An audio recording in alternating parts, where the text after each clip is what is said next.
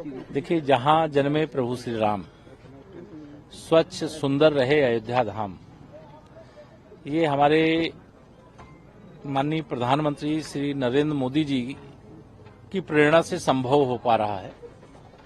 आप सबको याद दिलाऊं मैं 2019 की, जब प्रयागराज का कुंभ मेला था और 24 करोड़ लोगों ने कुंभ मेले में संगम में डुबकी लगाई थी। प्रधानमंत्री जी भी आए थे और स्वच्छता इतनी अधिक थी, इतनी बड़ी भीड़ के बाद, कि गंदगी का एक कण भी नहीं दिखाई दिया। प्रधानमंत्री जी ने सफाई कर्मियों को कुर्सी पर बैठाया, स्वयं जमीन पर बैठे और उनके चरण धो करके उनको सम्मानित करने का काम किया।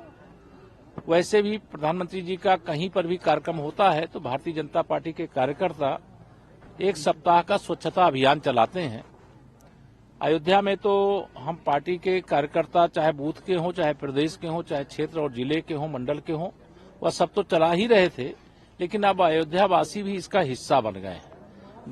गंदगी से मुक्त, सिंगल यूज प्लास्टिक से मुक्त, स्वच्छता से युक्त अयोध्या धाम 30 दिसंबर जब माननीय प्रधानमंत्री मोदी जी आवे तो हम लोगों की यही कोशिश है कि गंदगी का एक कण भी अयोध्या की धरती पर कहीं दिखाई न दे। और इस स्वच्छता अभियान में मैं अपील करता हूं समस्त अयोध्या वासियों से कि स्वच्छ अयोध्या का जो संकल्प है, जो माननीय प्रधानमंत्री जी का स्वच्छ भारत और स्वस्थ भारत का नारा है, और स्वच्छता के लिए जो उनका लगातार प्रयास है, और वह एक जन आंदोलन की तरह पूरे देश ने उसे स्वीकार किया है। और अयोध्या में जहां 30 दिसंबर को प्रधानमंत्री जी के आगमन पर अनेकानेक कार्यक्रम है, उसकी जानकारी आप सबको दे चुके हैं, आगे देंगे। लेकिन 22 जनवरी को रामलला अपने जन्मस्थान पर विराजमान होंगे।